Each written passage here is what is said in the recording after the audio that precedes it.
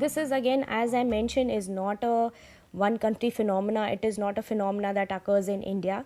We see India only. We see the same phenomena occurring in other East African countries as well. For example, Uganda, Kenya and Tanzania, we have the same kind of phenomena that occurs where children are not really learning at the level that is required by the grade level.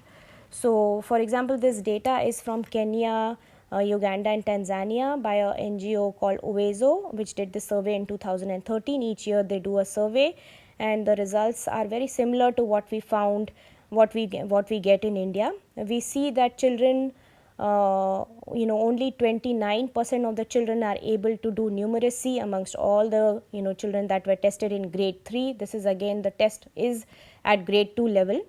Similarly, literacy, only 25% of the children surveyed in these 3 countries are able to do basic literacy, are able to do the basic literacy tests, which again shows a lot of lag between what the children are expected to do versus what they are actually doing. And if you break it down by each country, we see that the levels in Uganda and Tanzania and Kenya are also pretty low.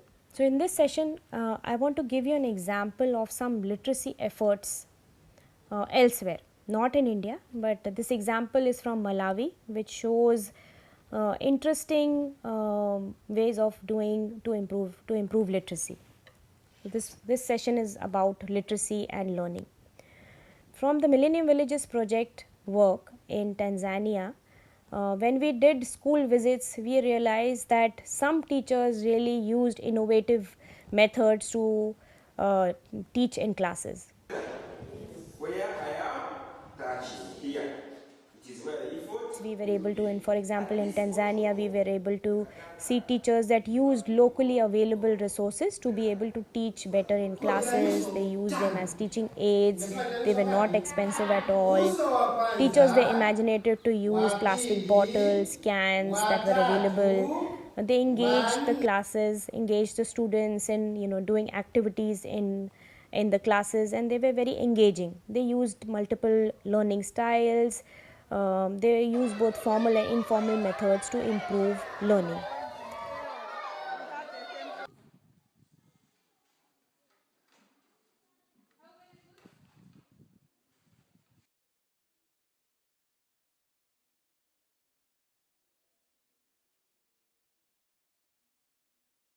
Whereas in some other sites, we saw that teachers were teaching in a way that students were not really a part of the class. They were not actively involved. They were sitting in groups, but they were not really engaged in a focused learning. In some cases, they couldn't even read the blackboard. In some cases, the teachers just used their rote method, where they just picked up a book and started reading. So it was very difficult for the children in these circumstances to learn from what is going on in the classroom. The classrooms were not really a good place for learning, because the teachers were doing a lot of teaching, but there was no actual learning that was happening in the classes. So, to counteract some of these problems or some of these challenges that we found, we tried a couple of things in the Millennium Villages. We tried a couple of interventions. One is we started this program called the Community Education Workers Program in almost all of our sites in 10 different countries, where these community education workers sometimes supported in classroom based teaching and supported the teachers who were teaching these classes. So they were able to provide more ideas, more help to the teachers who were already there.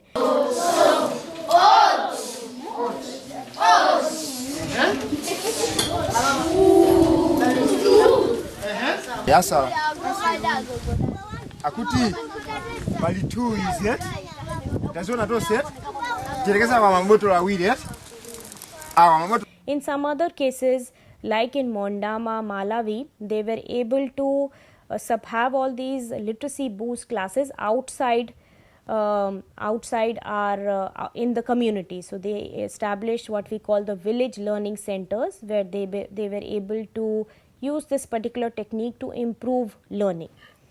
The idea was that these community education workers are basically secondary education graduates who were interested in education, are from the same community, so they know the communities very well, they know the children there very well and have a good rapport with them.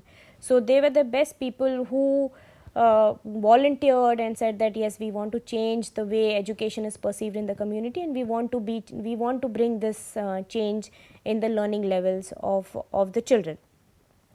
So in some of our classes, as you see, they are sometimes in huts, they are sometimes in open air, we don't have concrete structures. These are places donated by the communities themselves, and we were able to have these community classes either after school hours or during vacation time.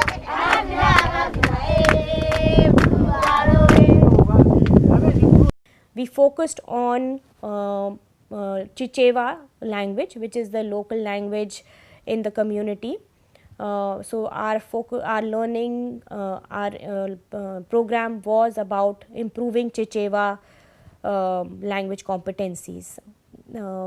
What we were able to do in this particular program is to develop metrics to assess where children are in Chichewa learning, and EGRA has done this in in Malawi. We were able to use only one or two sub tests, very short subtests, which don't take more than 10 minutes to implement. We were able to take 2 subtests and implement the test and got a glimpse of where children are, and the learning levels turn out to be as suspected. They were very low, and so we started to dig more into what could we really do in this particular case to improve the Chichewa learning. We worked with Dr. Helen Abadzi, who is from the World Bank, is a psychologist, is a cognitive psychologist, and we were able to integrate knowledge from cognitive neuroscience to improve learning levels. So with the literacy program in Malawi, the main objectives of the program are that the students at the end of the program will be able to name the letters in Chichewa, know the sounds of each of these letters, decode new words, recognize and read familiar words, read more fluently and also accurately, and understand what they are reading. So the comprehension part will also be met. These are the main objectives. The lesson for each of the Chichewa learning program lesson plan was like really simple. The first part was started with letter practice, so identification and the sounds of the sounds of these letters are the first thing that we did. We also did the next followed was analogies and blends, where we added 2 letters together, m and is ma. We added these letters together to make ma. Similar sounds were similar letter recognition as well as sounds were added on, and then we added nonsense words as a part of the practice. Real words were introduced also, and then later on sentences were also added. So again, very simple way of addressing the learning levels, which does not require lot of investments. It was a really inexpensive program which was carried on in community based settings. It could be done in classrooms as well, following really simple logic of how the human brain works and how children learn. This was a way of showing the project is currently underway. We will be collecting data at the end of December, and this was a simple way of making sure that children learn. The focus is on learning local language, and again 4 or 5 things that are not complicated, does not require a lot of teacher training. We supplemented this particular program with textbooks that we had created in Chichewa. This was just like a hand, really quickly done draft of a textbook to provide more practice to the students, and we were able to use this particular textbook to be able to make sure that children learn following some basic principles of cognitive neuroscience. Main elements of the program was that we at least we made sure that we have at least 5 minutes of direct attention that the student is getting from the teacher. Corrective feedback was a really important and a key part of this particular program. Children would touch the letter and repeat the letter sounds again till they understood the sound of the letter and recognize the letter.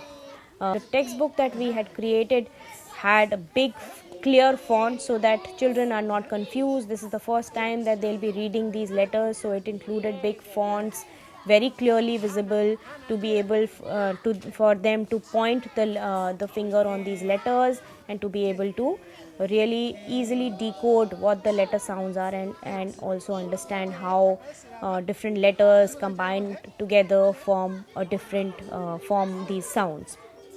The idea was that teachers should also approach the children who are sitting behind, making sure that each child is able to see the blackboard, each child is able to see where the teacher's fingers are. The teacher would also appoint volunteers from the class who already know Chicheva very well to be able to help in making sure that each child gets the 5 minutes corrective feedback that we are talking about, and ensuring that each child is actually practicing and learning in the classroom environment. We went from letter by letter, really understood where each child is stuck, and to be able to make sure that that child moves from one stage to the other rather than finishing the textbook or rather than finishing any kind of curriculum. The idea was to focus on students. The idea was to focus on what the problem areas are, to be able to address those problem areas rather than making sure that we finish a textbook or making sure that we finish a particular curriculum.